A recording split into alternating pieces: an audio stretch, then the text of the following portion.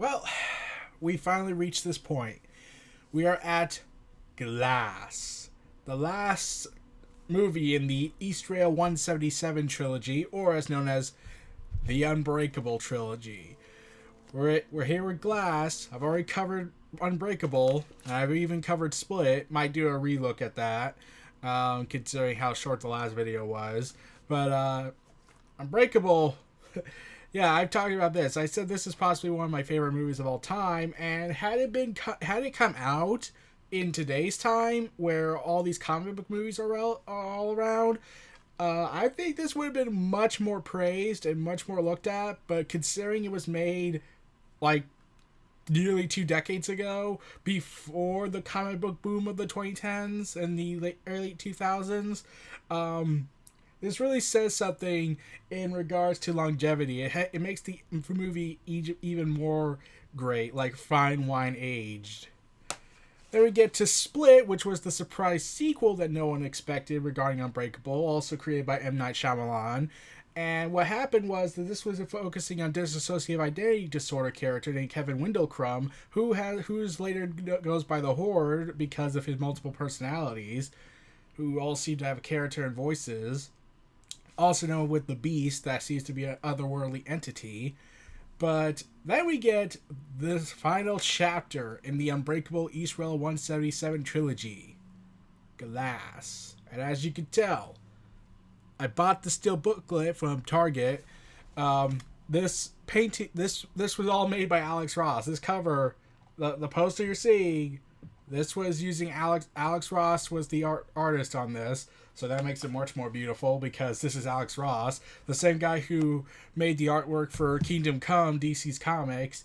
Also made the covers for Secret Wars by Jonathan Hickman, and now he's done some of the movie classic monster movies on Blu-ray, when he made some cards that were using his art style.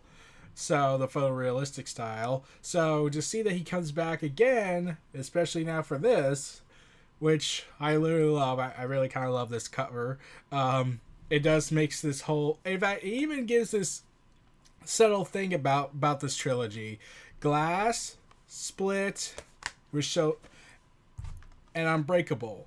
Like, David Dunn's Unbreakable, Kevin Windlecrum is Split, his mind is fractured, and Glass is the source of all, and the Glass is usually the case of all of this. And the big theme of this, to me, seems to be like finally coming out and showcasing to the world who you are, but also showing that it's hard to really tell about this movie. Like, I know a lot of people have had their reservations about M. Night Shyamalan. I have watched only his good movie, watched his more famous movies, The Sixth Sense and Unbreakable and Split, and now Glass. I have seen bits and pieces of The Village, but I never finished it. I probably will go back to that one day. I have not seen After Earth. I refuse to see Avatar for a variety of sanity reasons. I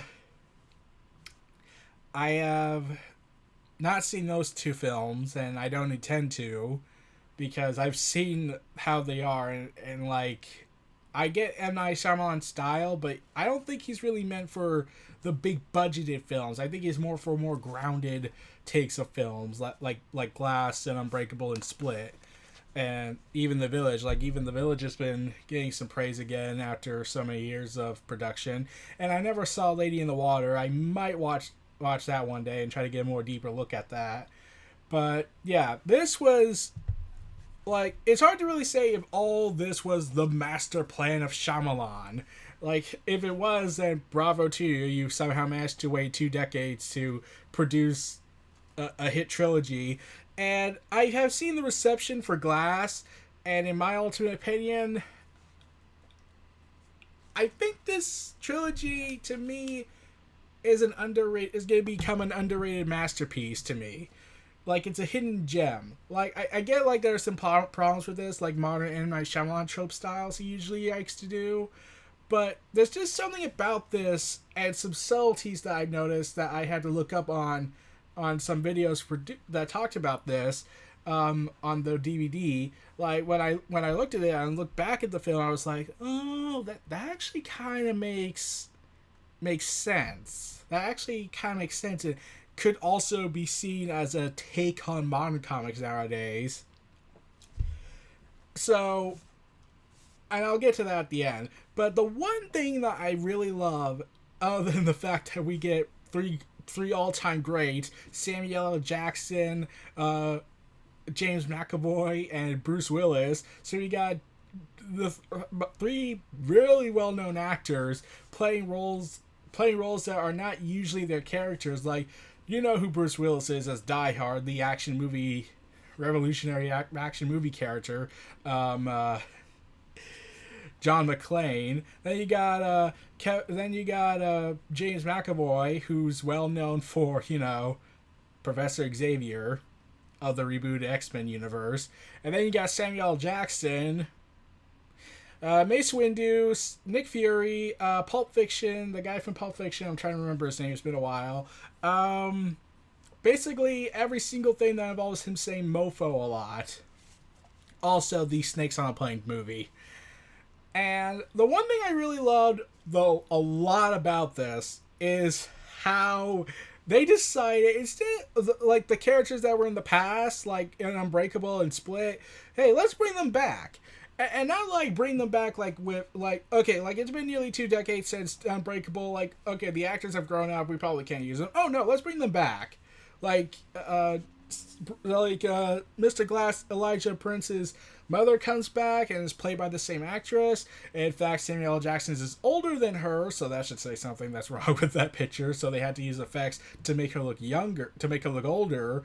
But even when I'm looking at Samuel L. Jackson and the lady who plays his mother in this film, I'm like, no, you probably should have had more effects makeup put on, because you look younger than Samuel L. Jackson. I'm sorry. But yeah. So here's the big plot about this. So it takes place following the events of Split. It's actually been 3 weeks, about nearly a month. So yeah, it's been nearly a month since the whole Split incident. And the press have called Kevin Windlecrumb the Horde because of his multiple personalities, aka dissociative identity disorder. And now you get this vigilante David Dunn running a security company that he's secretly using to also track down criminals.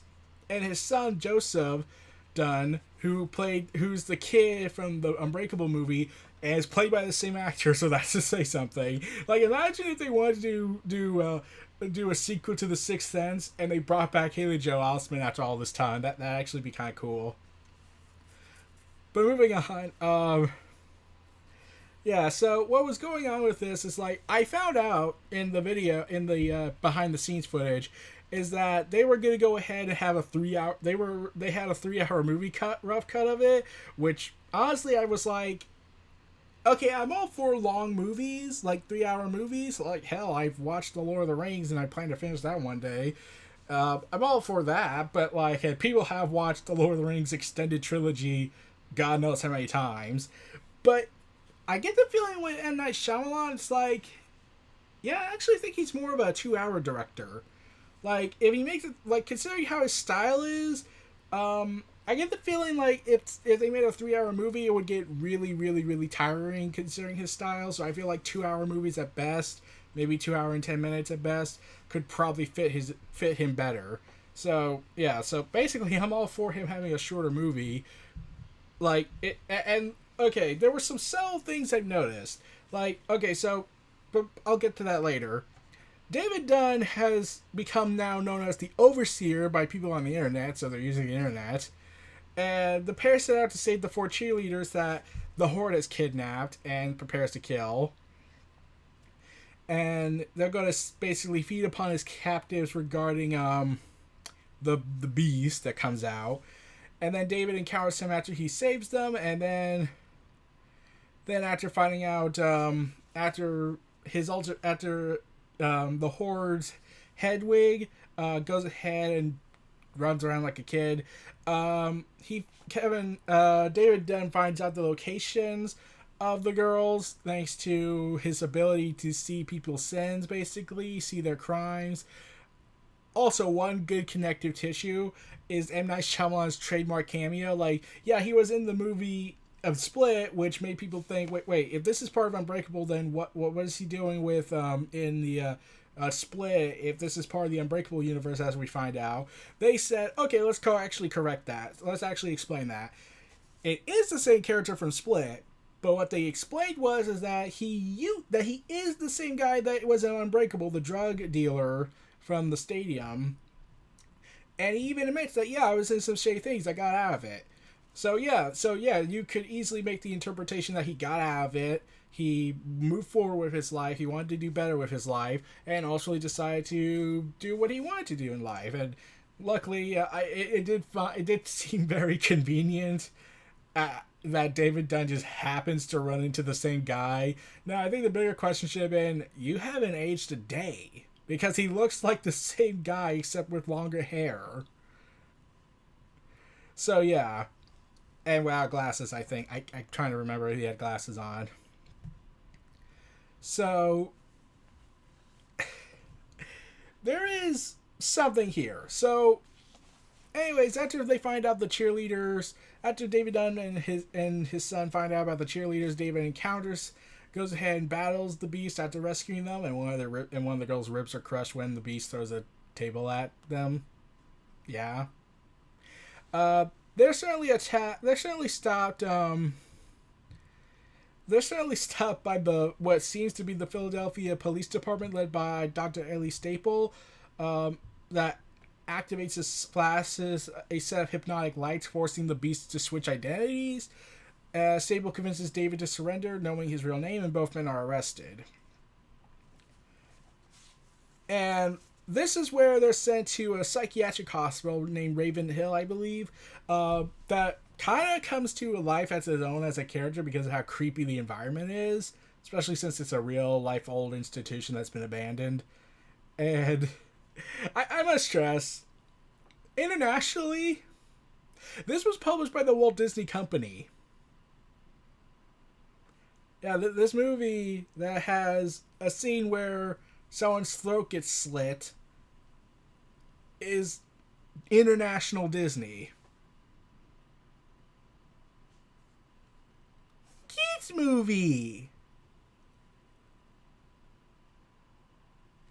So yeah, then we find out that Mr. Glass, aka Elijah Prince, has been there for the last 19 years, and how it's revealed that he is kept in sedative because there was a bit of an incident in between the time gap, because apparently he tried to escape and knock down all the power before they finally subdued him. So they had to put in new cameras. They had to sedate him in case he ever tried to escape again or somehow get out of it. And here's the thing about Ellie Staple. Like, every time when she was on screen, like, I always kept getting this vibe, like, okay, I've seen the trailers, so from what it sounds like, it hints that she doesn't believe it, she's a skeptic, and then she comes to believe it, realizing what the Beast is doing and what David Dunn's doing. But every time when I looked at her, she was like, you're kind of looking like you're crazy. Like, you're crazy yourself. Like, she smiles, she has this very empty, vacant eye staring at people with like these wide eyes, like she's amazed by everything. That's like, and here's the thing I really loved: she's trying to convince them that they're not superpowered individuals, they don't have unique abilities, they're not powerful enough, by using logical deduction, using time, using research, using evidence to say that maybe all the stuff you're just having is really just a psychological conditioning based on all your life experiences. And in Split's case, also makes this viewpoint that somewhat retcons it, where maybe the Beast is not this powerful being that can be that the Horde thinks he is. Instead, is actually kind of there, but not as powerful as they made it out to be. And that actually was interesting. Like, wait, what if the Beast is actually not that powerful creature? Like, okay, yeah, we as the audience know that, but it really gets that doubt in the character's mind. But like, some people could probably bring up, well, how do you explain the pillars, or how he threw a table and crushed a girl's ribs and whatnot? Okay, well, one can make the example that, well, maybe because that building's old, it was and looked like it was shut down for a reason. Maybe it had structural support weaknesses, or maybe the table was old and was easily able to be thrown. Like, yeah, like anything is possible. But yeah, I love how she likes to plant these seeds of doubt into these three. Mostly, even Elijah admits that he was almost convinced himself that he was crazy, that everything he believed in was a lie, which always, like, it makes it kind of her somewhat of an antagonist, because because we, the audience, know that yes, this stuff is real, but they're starting to doubt it. Their minds are starting to doubt it. Even the Horde is starting to doubt the whole thing about their existence. And then we get Casey Cook, yeah, that was her name, who survived in Split. Turns out that she had her uncle, she confessed what happened with her uncle and has him locked away now, and is now living with a foster family and is doing better than ever. There's this weird thing that made me think, like, wait, is she one of them?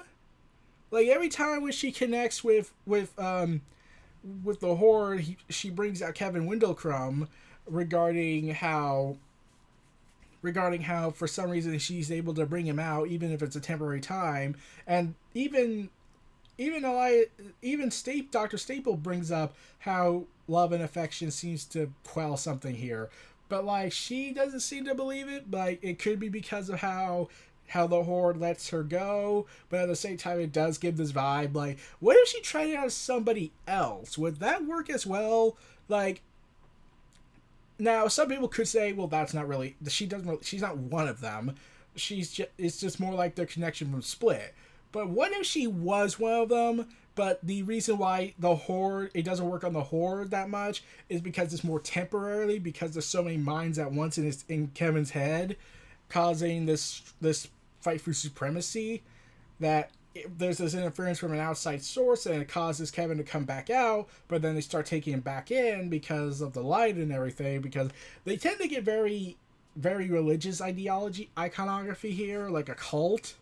Because there is a deleted scene where these mental patients are, like, coming to him and, like they're seeing the light in front of him, and, like, he's the light, and he goes ahead and, like, puts his hand on their heads and even hugs one and laughs like a crazed cult leader. And I'm just thinking, like, okay, so yeah, that's interesting.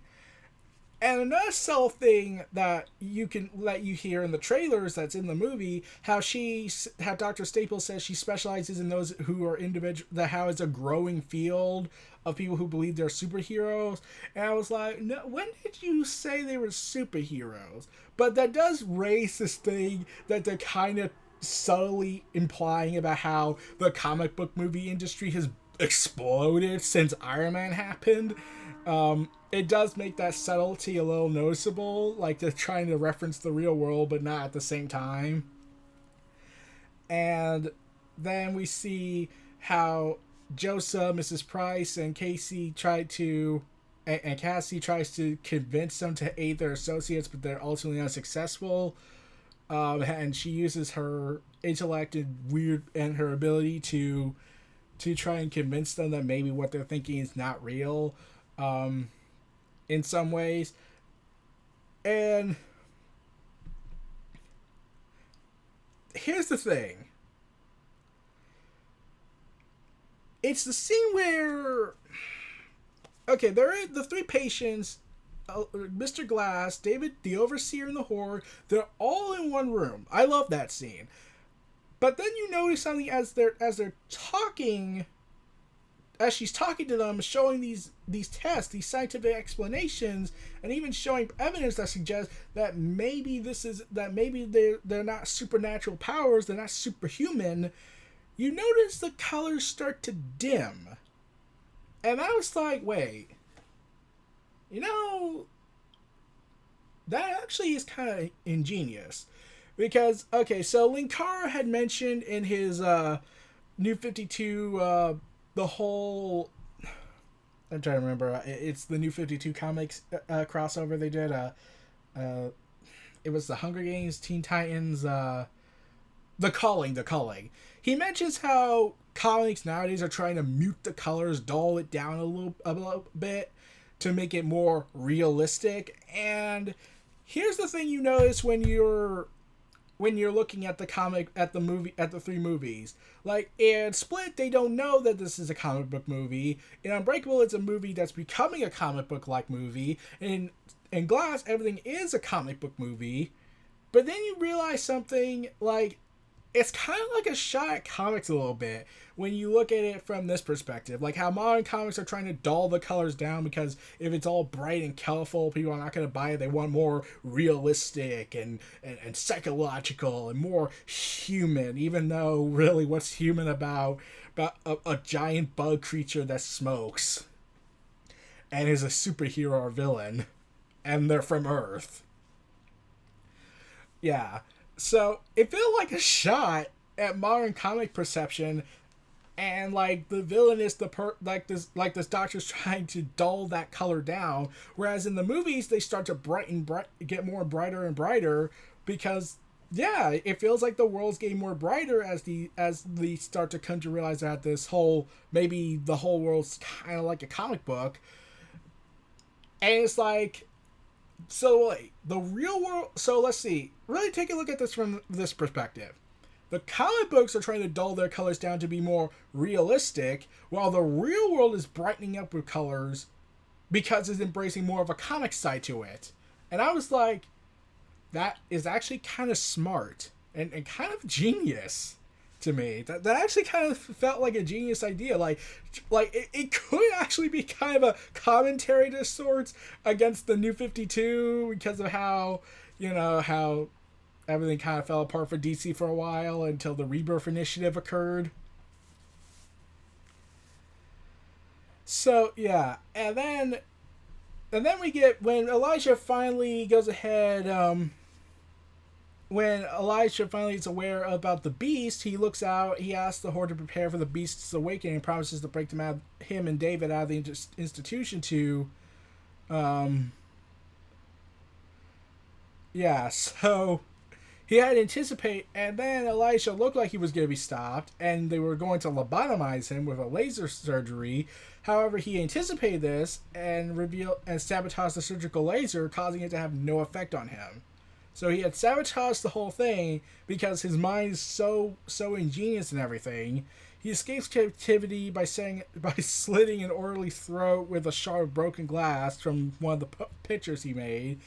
And it was at that moment it was like, okay, he kind of channeled a little bit of Samuel L. Jackson's more well-known personality in movies.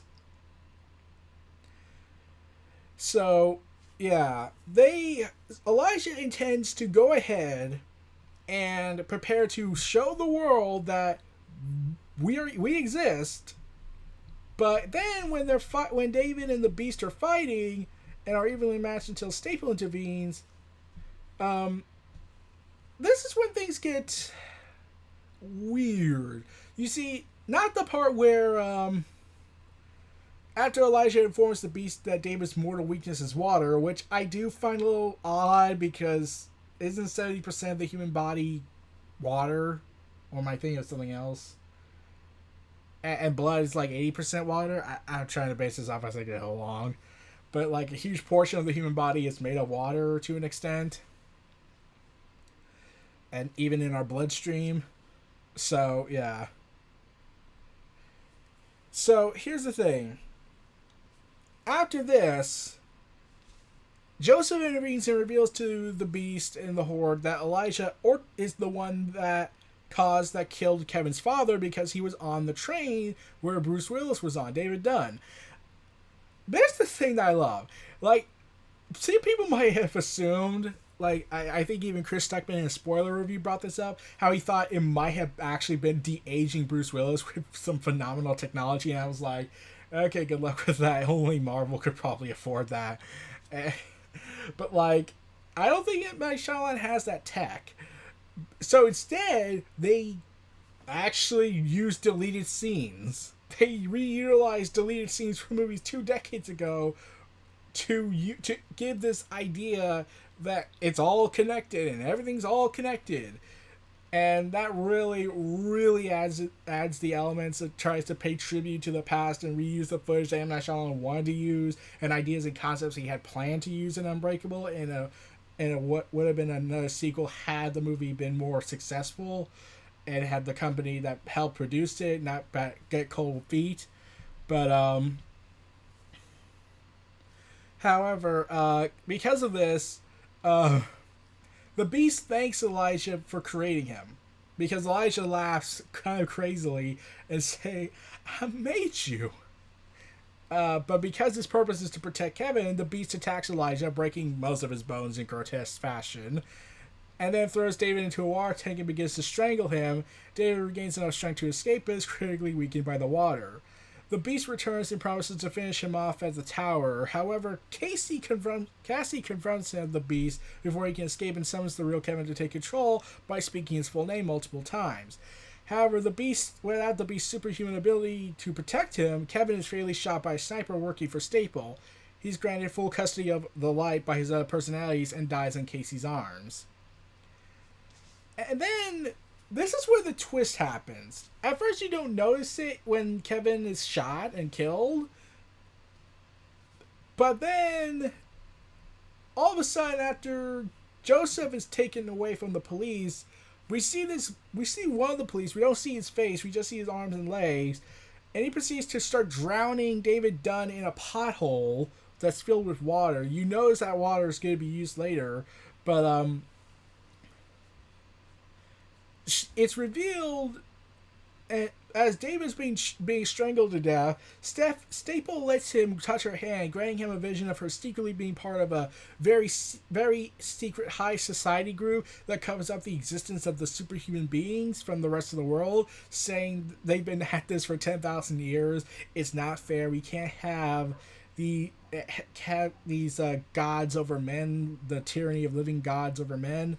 And says that she would have left him alone if she convinced him, which he almost was convinced, but the Beast ruined that, and she must now kill him in order to silence him. As Eliza succumbs to his wounds, Staple reveals to him about the global conspiracy that has mastermind the suppression and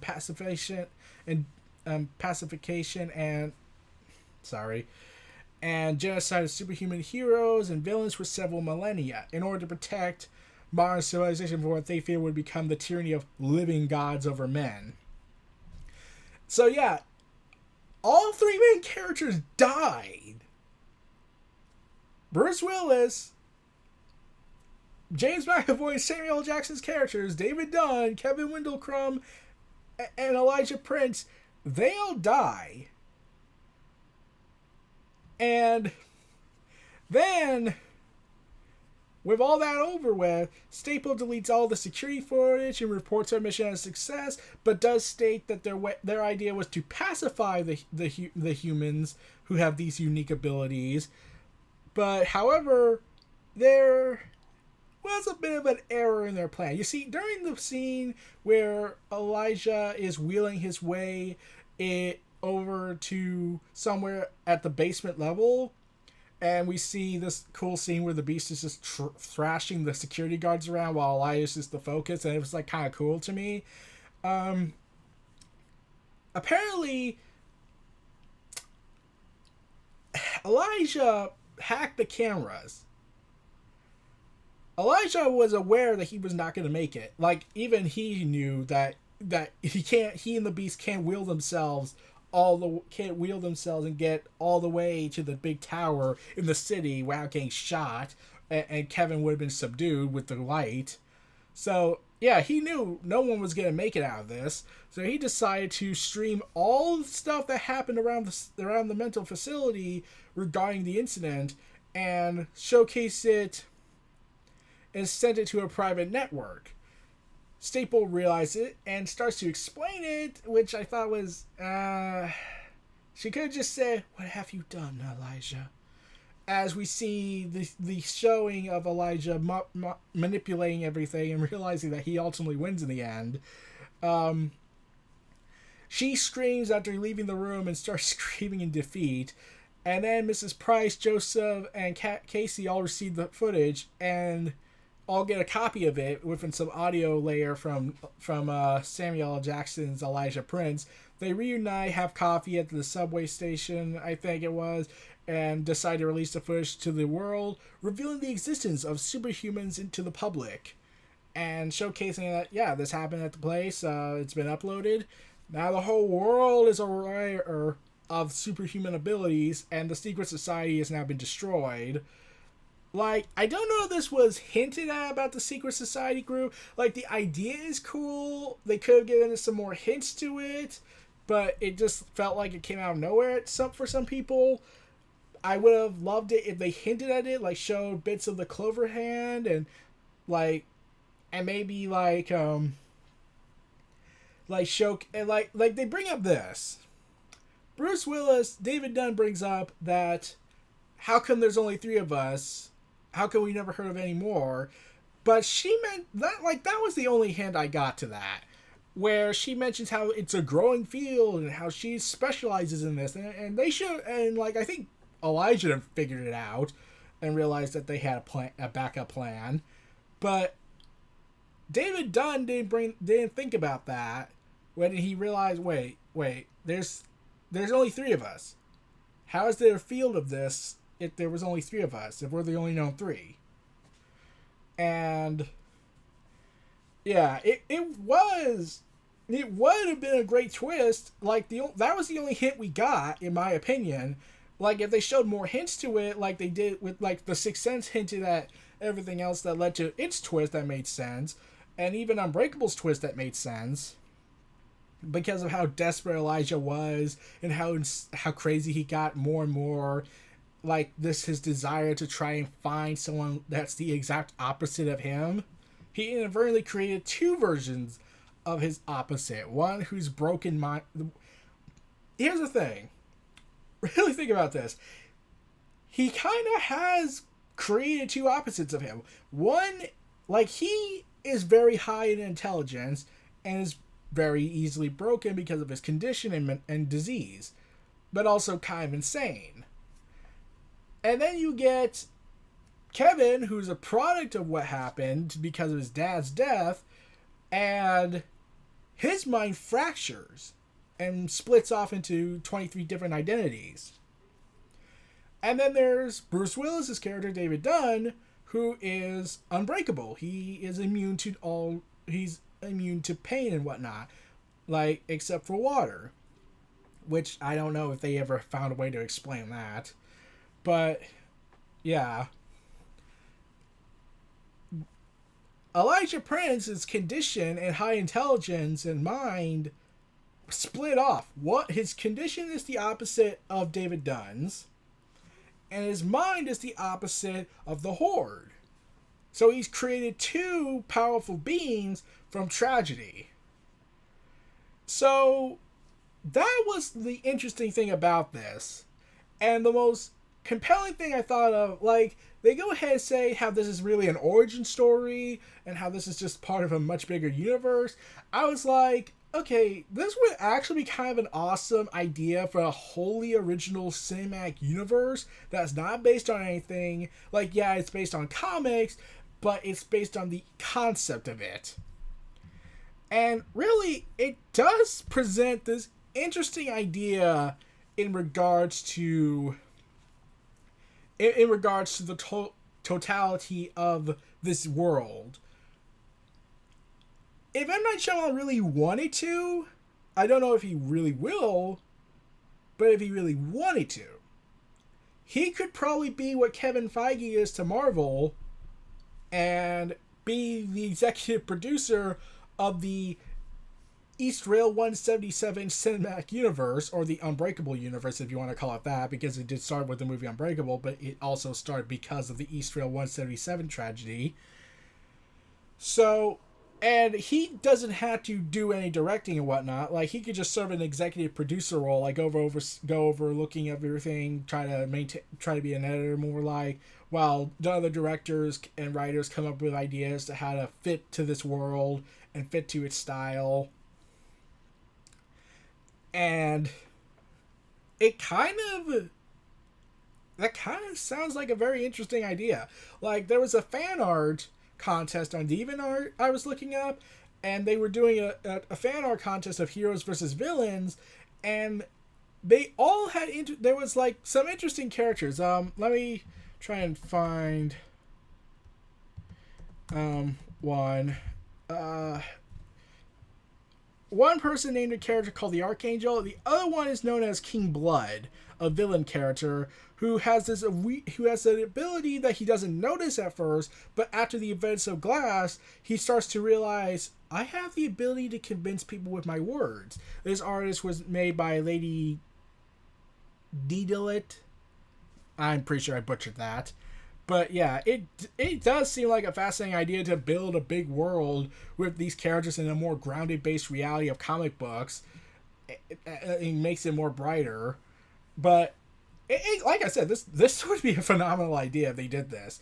M. Night Shyamalan is the architect of this wholly original superhero universe, the Eastrail 177 cinematic universe. He could go there, have other directors and writers make their own spin-offs that come out from the aftermath of Glass, and showcasing that this world is becoming more and more advanced, like more advanced humans, more powerful beings, rising to the top in a more grounded based reality, like taking elements that humans are capable of and more like expanding upon it, like King Blood, like the guy I met, the artwork I mentioned, where he's very charismatic, but you can make it to a point where he's so charismatic that he's basically able to convince them without even trying. So it makes this very interesting concept that I don't know if this would be considered to be done, but I would be surprised if people start making fan fiction projects to try and build upon the aftermath of Glass and its effect on everything. And honestly, this is pretty big for, like, if they really go forward with this could be very interesting. But yeah, Glass to me, Glass and the greater whole of the East, wait, of the Eastrail 177 universe, it feels like this is a feeling of a complete trilogy. Like, you don't, like, if they made more to build a universe out of this Eastrail 177 cinematic universe, cool, more power to Hollywood. I just hope they keep it more grounded and not over the top landish like Marvel and DC is. But if they make a world like this, I'll be all for it. But like, this could make a complete trilogy that you don't need a cinematic universe for. Just give the idea of a cinematic universe, lay the foundations to one, but don't really build upon it, so to speak. Because this was described as a origin story, a trilogy of origin stories for the heroes and villains. So yeah, like I said, this cover is pretty beautiful. So yeah, this movie, I really enjoyed it. I feel like this is gonna be an underrated gem. Might not be talked about as much as until way later in life. So this was a big, like, this trilogy to me is a masterpiece hidden gem trilogy. Like, yeah, does it have some of its problems and the M. Night Shyamalan tropes that this movie suffers from? Of course. And I know there were some plot holes some people mentioned, like why didn't the Horde just use their intense and high intelligence on some of its personalities and just not look at the light and cover their eyes? I get the feeling like part of the Horde was in conflict. Like you notice in the movie, like, they don't seem to want to do these killings. Like, maybe there's some of the Horde that was more curious. Like, they try to convince the higher intelligent versions of them to, like, let's wait this out. Let's see how this works. Maybe they're onto something here. Let's see how this works. And while some are still trying to escape, others are more convinced, like, we need to see how this plays through. So yeah, Glass, I really like this movie. It's a sleeper hit for me. really, I really do hope a lot of people look back on this and actually kind of like really praise it as kind of a big hidden gem like Unbreakable was. Like, yeah, the secret society probably like if they had brought up the secret society, like maybe there were some in Unbreakable, like that would have been really ingenious to like wait 20 years and then bring it up in the final movie of the unknown trilogy it was. So yeah, those were my thoughts on Glass, M. Night Shyamalan's Glass, the conclusion of the Eastrail 177 trilogy. This was Near Reality Entertainment. Feel free to like, comment, subscribe, and donate. Stay tuned for more. And welcome everyone to the rebirth of the Eastrail 177 cinematic universe.